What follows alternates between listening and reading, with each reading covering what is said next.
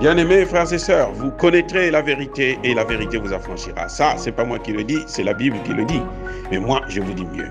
Vous connaîtrez la vérité historique, notamment celle de vos ancêtres kémites, et vous aurez une vision globale de ce que c'est que la vraie souveraineté politique. J'ajoute, vous reviendrez à la spiritualité africaine ancestrale et vous comprendrez les enjeux de l'indépendance économique.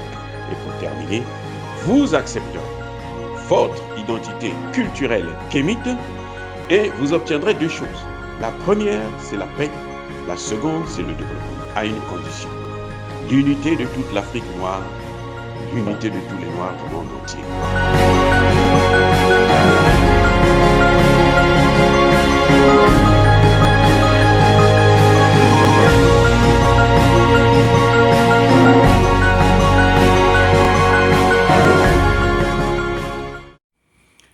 Otep à tous, bienvenue sur la chaîne des panafricanistes par essence, par conviction et par excellence. C'est des citoyens kémites par nécessité et obligation de combat. Nous sommes une chaîne qui n'est guidée que par nos ancêtres et rien que par les ancêtres qui appartiennent à l'égrégore du monde noir. Par conséquent, nous ne croyons en aucun Dieu venu de l'étranger. Toutefois, cette vidéo n'est aucunement destinée à inciter à la haine ou à la violence car nous menons un combat qui est d'abord et avant tout spirituel, intellectuel et démocratique. Ensuite, il est politique, géopolitique et géostratégique. Contre l'impérialisme, le colonialisme, le néocolonialisme et l'endocolonat, qui sont tous qualifiés de crimes contre l'humanité. Nous menons ce combat sur la base du principe fondamental que nous avons hérité de nos ancêtres kémites, qui est celui de la Mahat, c'est-à-dire solidarité, vérité et justice. Vous êtes donc en droit de connaître la vérité et nous avons l'obligation de vous dire la vérité, rien que la vérité, afin que justice soit rendue au continent africain. Et ça, c'est notre modeste contribution dans cette noble lutte en faveur de la souveraineté, la dignité, la solidarité et l'unité africaine. Ça, c'est ce que nous appelons le panafricanisme. Bien-aimés frères et sœurs, nous devrons nous préparer à affronter avec plus de force les velléités de la France de recoloniser le continent africain. La France est dans des problèmes sérieux et très sérieux. La France est un pays en faillite. Emmanuel Macron a beau tourner, c'est un empire qui est terminé. C'est un empire en perdition. C'est un empire qui ne devrait plus exister. Aujourd'hui, au moment où nous parlons, la France a perdu toute sa production, a perdu 69% de sa production des engrais. 70% de la production métallurgique. Eh oui, la France est endettée à hauteur de 3 000 milliards d'euros. Au troisième semestre de 2022, 9 000 entreprises ont fait faillite en France. Et vous avez 38 000 entreprises qui sont en cessation de paiement. Le chômage, donc, ne fait qu'augmenter. Et avec la flambée des prix du gaz, l'industrie française va complètement disparaître. Ou elle sera obligée de délocaliser vers les États-Unis, là où le gaz coûte moins cher. Ça a d'ailleurs déjà commencé dans d'autres pays comme en Allemagne, ainsi de suite. La société qui fabriquait, la grande société européenne, franco-allemande, qui devrait fabriquer les batteries électriques, avec des matières premières qui viennent d'Afrique, bien sûr. Hein. il faut aussi souligner ça, parce que c'est ça le problème. Cette société a été mise en stand-by et ils vont ramener ça aux États-Unis. Créer des emplois aux États-Unis. Parce que les États-Unis, vous savez quoi? Nous avons pris une loi ici, là, aux États-Unis, là, pour que on accorde des aides pour l'achat de voitures électriques seulement pour des voitures fabriquées aux États-Unis et ayant des batteries fabriquées aux États-Unis. Donc, les voitures américaines avec des batteries américaines. Donc, les Européens sont obligés de venir ici, de délocaliser leurs entreprises vers les États-Unis. La France en premier. Avec, vous voyez, avec l'augmentation avec plutôt une forte inflation qui entraîne aussi l'augmentation des intérêts,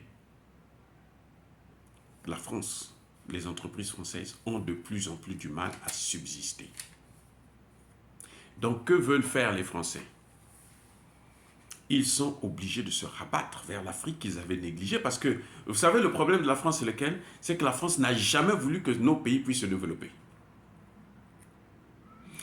Si nos pays ne se développent pas, donc les matières premières vont être transférées ici, en France notamment, pour que la France puisse les transformer et nous renvoyer le produit fini que nous allons acheter à des prix, mais alors très très très élevés. Et ça a été son erreur. Même quand il faisait des délocalisations, la France préférait qu'on fasse des délocalisations vers la Chine. Parce qu'il ne faut pas que l'Afrique se développe. Et maintenant, ce qu'elle veut faire, c'est de récupérer les territoires. C'est pour ça que la France est prête à tout. Je vous ai dit la dernière fois que la France menace d'utiliser l'arme nucléaire. Bon, elle fait le chantage parce que son arme nucléaire déjà est caduque, c'est la poubelle. Hein?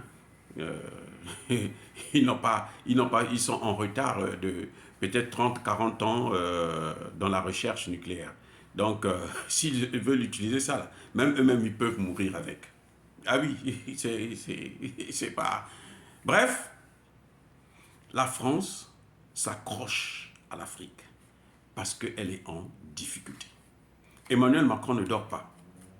Et aujourd'hui, les pays on nous avait fait croire qu'il n'y avait rien, il n'y avait pas de matière première, avec le désert, comme le Mali, comme le Burkina et autres. En fait, c'était des réserves de matières premières pour la France. La France a de l'or. C'est le 4e produit en réserve d'or au monde. Mais cet or vient d'où? Essentiellement du Mali et du Burkina. Donc si la France perd les deux pays, là, elle n'aura plus même des réserves. Donc même sa monnaie, même si elle veut revenir au franc français, elle ne pourra pas s'en sortir. Voilà pourquoi vous voyez que la France est en train de se battre. Elle est prête à tout pour récupérer le Mali. Vous savez, au Mali, là, la nappe, le sous-sol malien, là, a de l'eau potable qui peut alimenter le monde entier pendant au moins 2 siècles. C'est ça que la France a perdu. Aïe, ça fait mal. Hein? Quand on a gardé ça, on connaissait, on n'a pas voulu donner l'information parce que c'était nos réserves. Et bien maintenant que les gens ont découvert ça, au beau moment, très beau moment, puisque la prochaine guerre mondiale sera autour de l'eau potable, pas du pétrole. Maintenant, c'est l'eau qui sera la première richesse. L'or bleu. Et donc la France a perdu ça. Au Mali, on a découvert encore d'autres. Il y a même le pétrole au Mali. Et l'uranium, là, du Niger, tant vers la fin, ils ont tellement pillé le pauvre pays. Et il y a des grands gisements au nord du Mali. C'est pour ça qu'ils avaient donné aux terroristes cette partie-là, pour qu'eux, ils puissent exploiter les matières premières. Donc c'est à nous maintenant de prendre nos responsabilités.